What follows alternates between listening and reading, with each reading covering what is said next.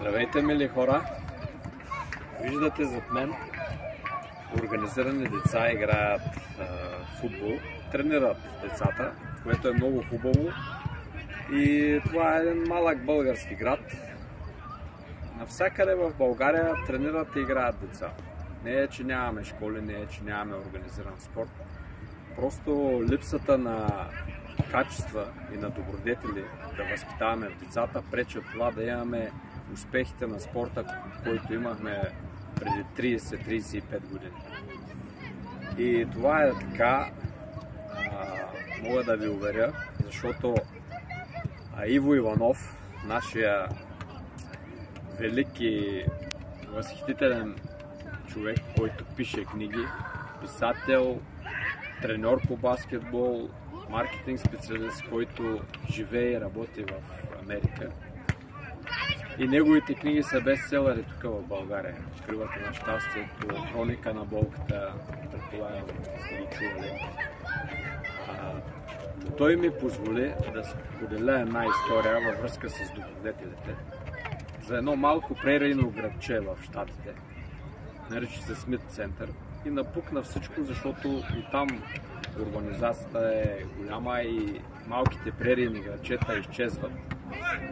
Нали, като няма поминък за хората, младите хора отиват в големите мегаполиси да работят, да учат, да се реализират.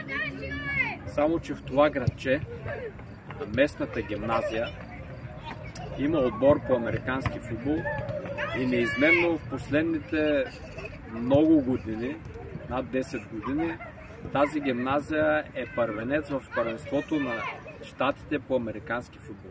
Най-гледаният спорт в Щатите и в това малко градче гимназията е безспорен номер едно. Като бие отборите от големите мегаполиси с 30-40 точки разлика. И Иво Иванов е запалил колата и отишъл да се увери, да говори с треньора по отбора на гимназията.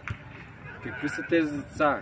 Как така толкова с години, все различни деца и са все номер едно.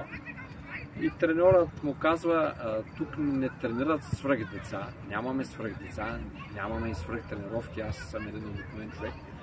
Просто в градчето цялото общество се занимава и възпитава децата в добродетели от малки. Малките детски градини, забавачките през училищата, през всички кръжоци, по танци, по изкуства, през спорта.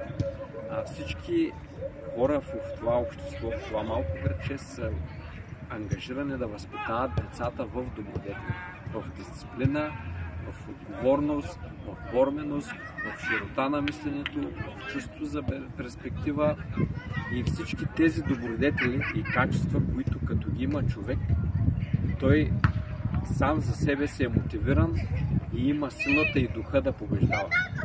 И затова не е чудно, че тези деца побеждават. Когото хванат наред и побеждават. И това може да ни даде доста тема за размисъл, защото не казваме днешните спортисти, днешните деца за нищо не стават.